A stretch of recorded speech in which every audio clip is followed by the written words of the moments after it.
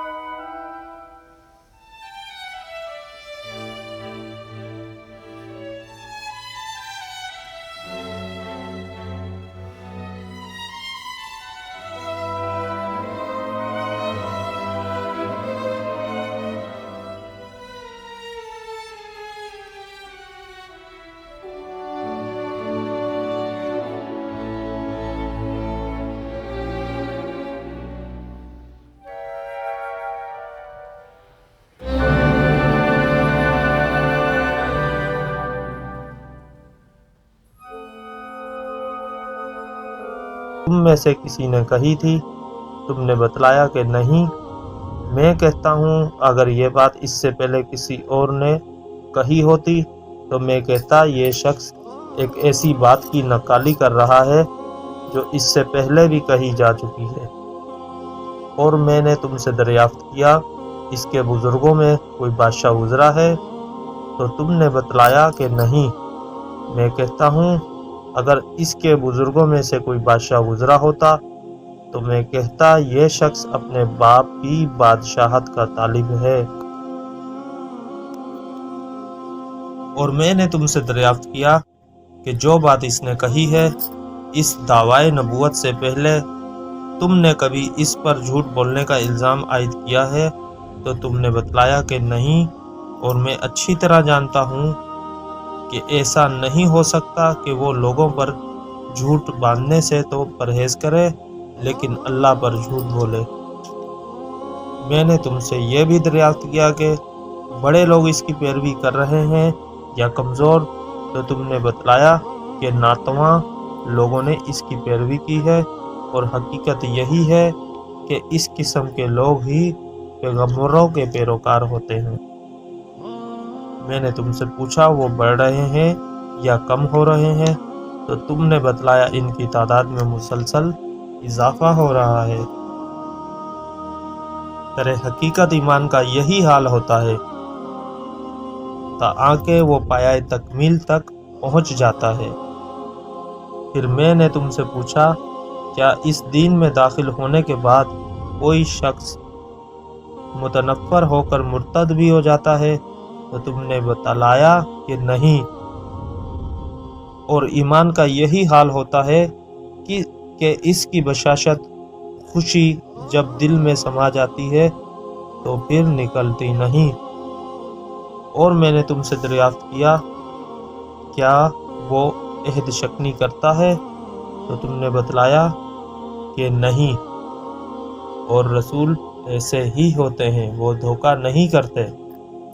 میں نے تم سے یہ بھی پوچھا کہ وہ تمہیں کن باتوں کا حکم دیتا ہے تو تم نے بتلایا کہ وہ اللہ کی عبادت کرنے اور اس کے ساتھ کسی کو شریک نہ ٹھہرانے کا حکم دیتا ہے۔ تمہیں بت پرستی سے منع کرتا ہے اور نماز، سچائی اور پرہیزگاری اور پاک دامنی اختیار کرنے کے متعلق کہتا ہے۔ لہذا جو کچھ تم نے بتلایا ہے اگر وہ صحیح ہے تو یہ شخص بہت جلد اس جگہ کا مالک ہو جائے گا جہاں میرے یہ دونوں قدم ہیں۔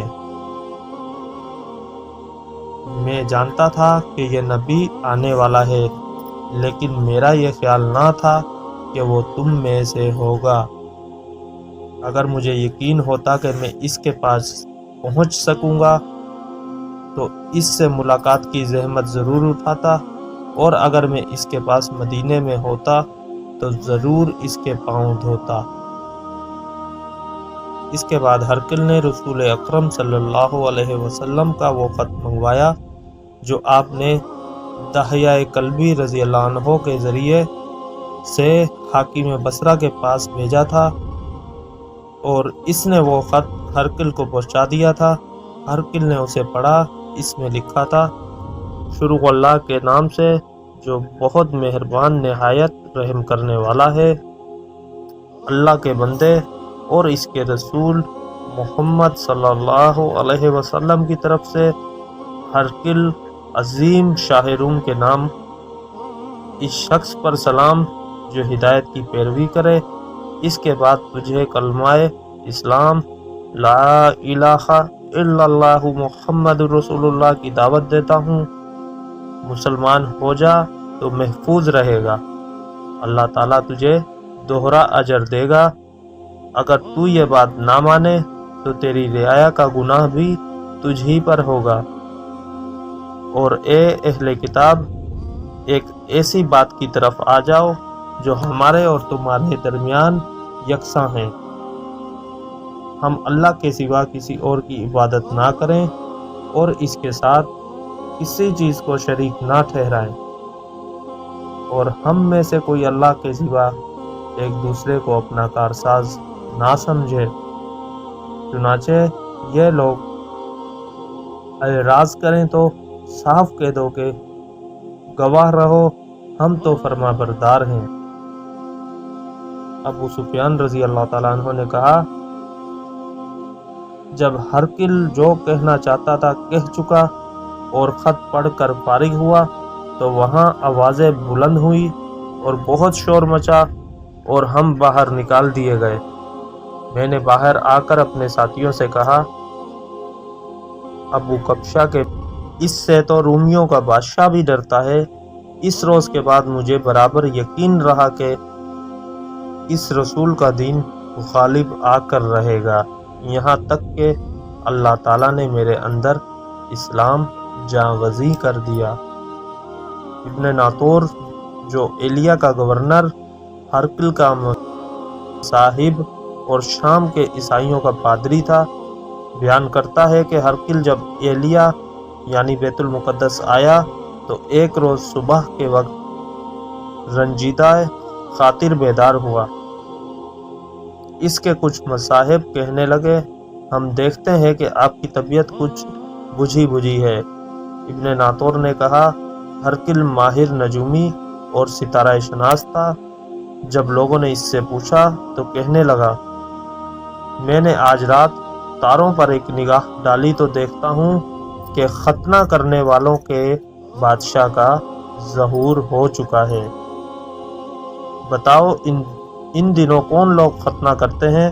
مصاحب کہنے لگے یہودیوں کے سوا کوئی ختنہ نہیں کرتا، ان سے فکر ہونے کی چندہ ضرورت نہیں۔ آپ اپنے اہل علاقہ کو پروانہ بھیج دیں کہ وہاں کے تمام یہودیوں کو مار ڈالیں۔ اس گفتگو کے دوران ہرقل کے سامنے ایک شخص پیش کیا گیا جسے شاہ غسان نے بھیجا تھا اور وہ رسول اللہ صلی اللہ علیہ وسلم کا حال بیان کرتا تھا۔ جب ہرقل نے اس سے تمام معلومات حاصل کر لیں تو کہنے لگا اسے لے جاؤ اور دیکھو کہ اس کا ختنہ ہوا ہے یا نہیں۔ لوگوں نے اسے دیکھا اور ہرقل کو بتایا کہ اس کا ختنہ ہوا ہے۔ ہرقل نے اس سے دریافت کیا عرب ختنہ کرتے ہیں؟ اس نے کہا ہاں وہ ختنہ کرتے ہیں۔ تب ہرقل نے کہا یہی شخص پیغمبر اس امت کا بادشاہ ہے جس کا ظہور ہو چکا ہے۔ تب ہرقل نے اپنے علم میں ہم پلہ ایک دوست کو رومیہ میں خط لکھا اور خود حمص روانہ ہو گیا۔ ابھی حمص نہیں پہنچا تھا کہ اسے اپنے دوست کا جواب موصول ہو گیا۔ اس کی رائے بھی رسول اللہ صلی اللہ علیہ وسلم کے ظاہر ہونے میں ہرقل کے موافق تھی کہ آپ نبی برحق ہیں۔ آخر حمص پہنچ کر اس نے روم کے سرداروں کو اپنے محل آنے کی دعوت دی۔ جب وہ آ گئے تو پھر اس نے حکم دے کر دروازے بند کروا دیے۔ پھر بالا خانے بالکونی سے انہیں دیکھا اور کہنے لگا روم کے لوگوں اگر تم اپنی کامیابی، بھلائی اور بادشاہت پر قائم رہنا چاہتے ہو تو اس پیغمبر کی بیعت کر لو۔ یہ اعلان حق سنتے ہی وہ لوگ جنگلی گدھوں کی طرح دروازوں کی طرف دوڑے، دیکھا تو وہ بند تھے۔ جب ہرقل نے ان کی نفرت کو دیکھا اور ان کے ایمان لانے سے مایوس ہوا تو کہنے لگا ان سرداروں کو میرے پاس لاؤ۔ جب وہ آئے تو کہنے لگا میں نے جو بات تمہیں کہی تھی وہ صرف آزمانے کے لیے تھی کہ یہ دیکھوں تم اپنے دین پر کس قدر مضبوط ہو۔ اب میں وہ دیکھ چکا۔ تب تمام حاضرین نے اسے سجدہ کیا اور اس سے راضی ہو گئے۔ یہ ہرقل کے ایمان لانے کے متعلق آخری حالات ہیں۔ یہ روایت ساخلے بن کیسان، یونس اور میمر نے بھی ظاہری سے بیان کی ہے۔ صحیح بخاری جلد نمبر 1 حدیث نمبر 7۔